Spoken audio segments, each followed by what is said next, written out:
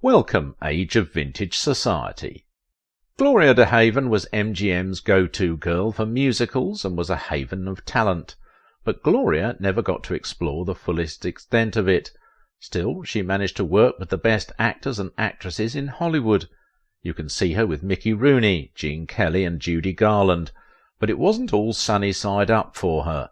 Her life was filled with disappointments and the inability to find love. This is the unique story of Gloria DeHaven. Gloria DeHaven, the Hollywood icon who defied stereotypes and stole the show. I want you to know, my viewers, how much I appreciate you. Without your support, these videos wouldn't be possible. Thank you for those who hit the thanks button. Some critics believed Gloria DeHaven would be a star of tomorrow. They were right, but weren't entirely correct. While she was at the leading line with some of the biggest stars you'd think of in the golden age of Hollywood, the actress never quite got movies that befit her station. Still, she was a constantly used actress when it came to musicals. MGM favoured her a lot. However, their favour meant MGM firmly stereotyped the actress and the singer in films as the second lead, a supporting character and nothing more. She grooves nicely in a supporting role, Variety said in one of their articles. It wasn't as if she wasn't beautiful enough to be the lead. Bosley Crowther, a New York Times critic, described her as graceful. The sexy actress was stunning with her small stature and full dark hair. Evidence of her beauty was the fact that soldiers plastered their walls with her picture. She was their go-to pin-up girl. But the soldiers weren't the only ones who found the actress stunning. Her fellow star, Tony Curtis, in the film So This Is Paris, a romantic musical comedy, the kind of film the actress was known for, loved her. The film was about three sailors, with Tony Curtis's character, Joe, having romantic inclinations toward Gloria's character. The two would face complications when another female character in the film made a move on Joe, Tony's character. Curtis would have loved what happened in the film to play out in real life. While lusting or loving after Gloria, he was married to another woman, Janet Leigh. But that was Curtis for you. He was a cheater, and he cheated on his wife without remorse. He would hang out at the Playboy Mansion doing stuff a married man shouldn't be doing. Rumours had it he and Natalie Wood had a brief affair. Despite his antics, he was suspicious of his wife, Janet Leigh, and would constantly call her to be sure of where she was. His wife already made him feel insecure as she acted like she was better than him. Curtis acting rude towards people only fueled her mentality towards him. Once he smashed a glass in front of Ethel Merman, which made Leigh conclude that her husband lacked manners. So Curtis was sure that his wife would be having an affair with someone better than him. He hated the thought. At some point he was certain she and Frank Sinatra, his very good friend by the way, were fooling around behind his back. While his initial accusations were premature, it turned out that by what he was doing he was pushing his wife into the loving arms of the old blue-eyed singer. Or do you think he was right that they were already doing stuff behind his back? In the end, Leigh left him, but did Curtis learn to be respectful? Not really. Old habits die hard. In the 2000s he still maintained that Gloria was the love of his life, and this time he was married to another woman. That marriage would be his last. Yeah, Curtis could be infuriating with his attitude, and Leigh was right. He didn't have manners. Maybe his growing success was getting to his head and made him feel superior. It spilled into his work too. He became arrogant and treated his castmates with disdain. On the set of one of the films he starred in, rather than comfort his co-star Marilyn Monroe when she was having a mental breakdown when they were to shoot a kissing scene, he insulted her. What he said was despicable. He said he would rather be kissing the great German dictator, we all know. It was too much for Monroe, who had serious problems before filming. Sometimes she would cry so hard before she could shoot scenes. What's worse, he had once dated Marilyn Monroe before she became a Hollywood household name. According to him, they had an excellent time together with romantic getaways on the beach and feasting on barbecues. But he had so many versions of his relationship with Monroe that it's hard to believe the extent of their relationship. He even claimed that Monroe once carried his baby. How true is the claim? No one knows. However, it's strange that he would be that harsh to someone who once carried his child. After what he said about Monroe, she didn't want anything to do with the actor any more. She cut him off. For Gloria, she dodged a bullet with Curtis, although he carried his affection for her from the 50s to the 2000s. With how he treated the women he was married to, we are sure that if he had married Gloria, it would have been the same sob story. Gloria would have gotten distracted by his antics. The star remained focused all the way. While studios didn't fully explore what she could do, Gloria managed to shine with what they allowed her to do. She shone enough that she got a Hollywood Walk of Fame star for her efforts, and truthfully, Gloria deserved every bit of her recognition. Without her supporting work, musicals wouldn't sound the same, and the studio knew this.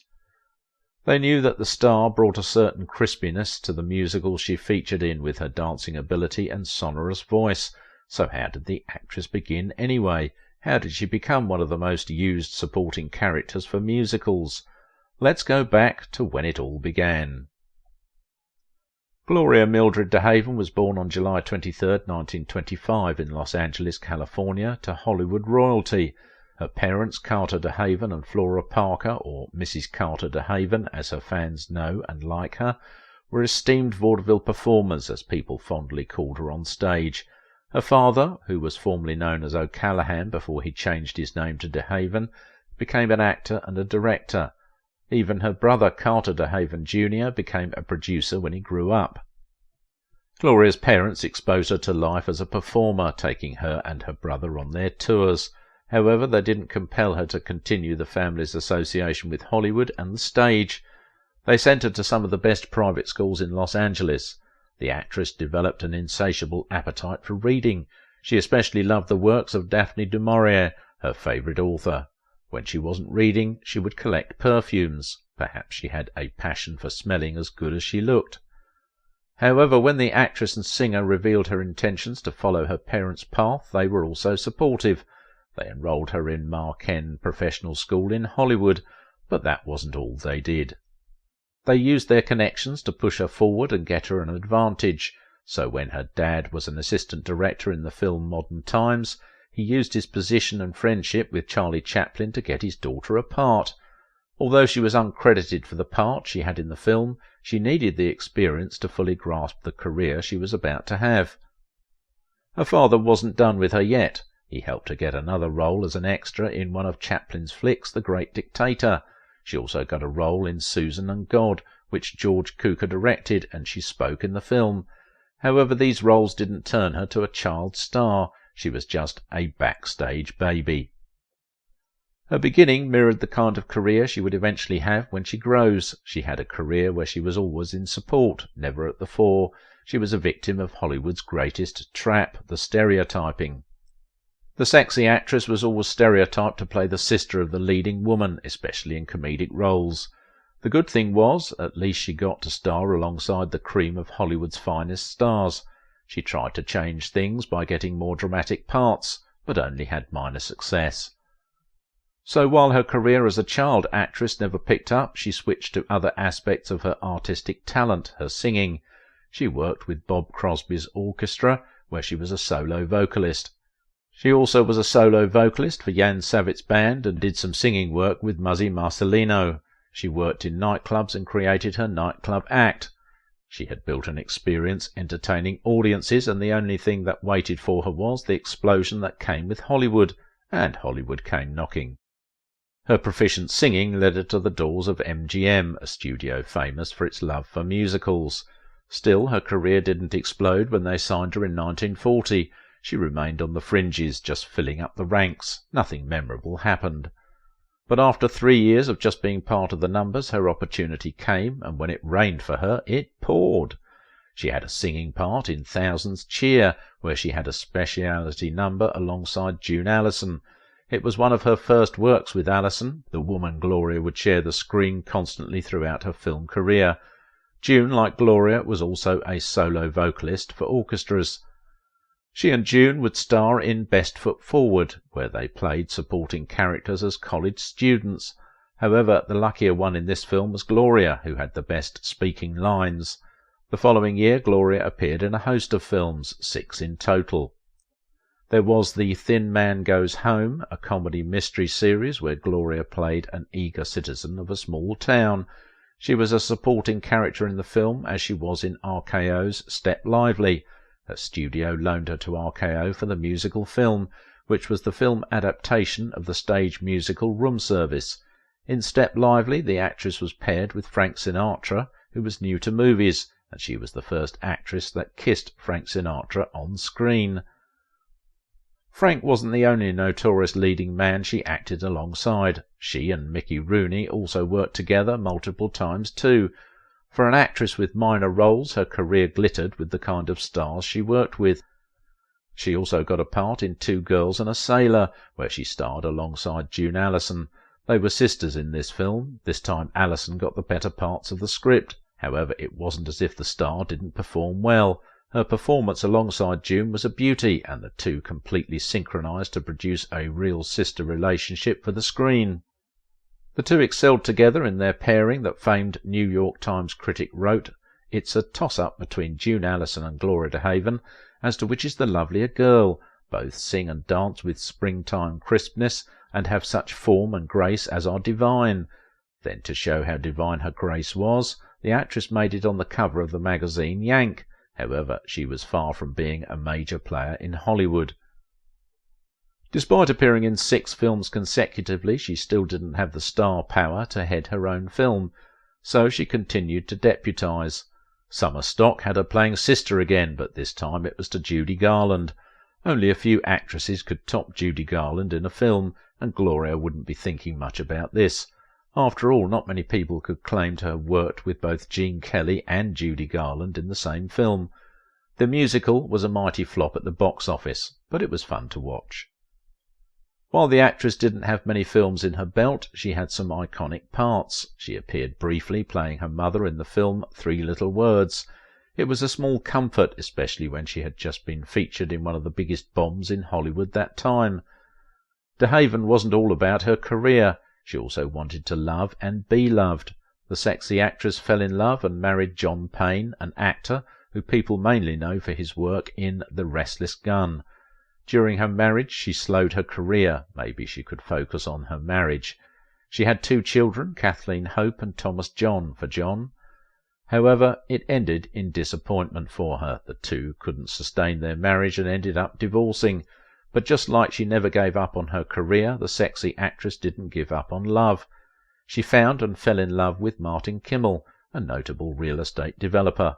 Like her first marriage, this one wouldn't work out too. Things went horribly wrong fast, and within a year they had divorced. She tried again with Richard Fincher, who was the son of a Miami car dealer. The two got married and they had 2 children, Harry and Faith. But marriage would be something that would elude the actress. She and Fincher also broke up after spending 6 years together. It wasn't like her career was faring any better. Things gradually went downhill there too. From getting melodramatic musicals to comedic ones, whether good or bad, she began to get fewer jobs as musicals were getting out of fashion. She had to do something to save her career. Initially she appeared in indie musicals, and it wasn't the best decision for her to make. The films were utter disasters that only wanted to complete what was left of the sexy actress's career. Not willing to call it quits, she chose the stage and got to appear in some Broadway productions. After a few Broadway appearances, she returned to the screen, but this time it was TV shows. She had the 15-minute show, The Gloria DeHaven Show, on ABC, and the show aired for a year. Also, she took a role as an on-screen panellist for the show Make the Connection and began looking for more TV roles. She worked with Mickey Rooney on Mr. Broadway, which was a TV special. It didn't end there. The actress got work in Girl Talk, and it reignited some buzz about her again. She kept working with renewed vigour, getting recurring roles in shows like Ryan's Hope.